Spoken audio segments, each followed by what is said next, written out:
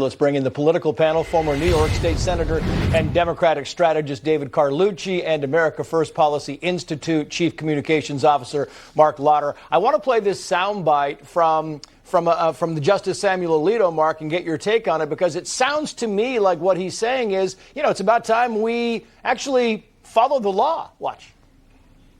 Congress has established its own set of priorities and has said that certain categories of aliens must be detained, shall be detained. And the final memorandum tells ICE officers, don't do that. So he wants to follow the law, but ICE doesn't want to do that. Your thoughts on this, Mark?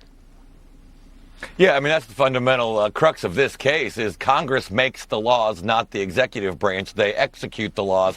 And right now, they're just choosing not to execute the laws they don't like. That's not how it works. If you want to change the law, go back to Congress. But what we have is a serious problem that's going to get worse. And I think you're going to see the Supreme Court step in and force the Biden administration to actually do its job rather than just keep turning a blind eye to it.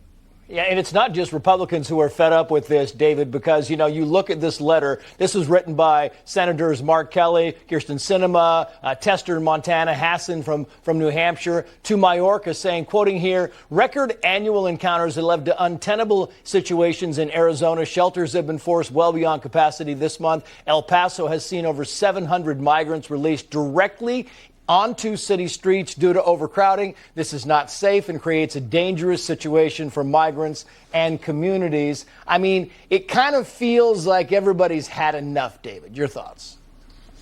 Well, the executive branch is charged with executing the law and making sure that America is safe.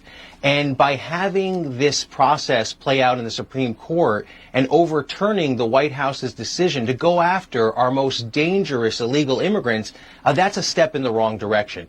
11 million illegal aliens in this country. How do we expect the Department of Homeland Security, ICE, to go and deport each and every one of these illegal immigrants? It's not going to happen. It's not going to work. If we can prioritize and go after our most dangerous, those that possess the greatest threat to our society, that's going to make a big difference. How about we secure the border in the first place? How about we go back to doing what that is a good idea. We could do both. A couple of years ago, we could actually secure the border, and then when the DHS secretary goes before Congress and they ask him, is the border secure, and he says yes, well, then it wouldn't be dishonest. I want to move on because the White House is now watching Twitter.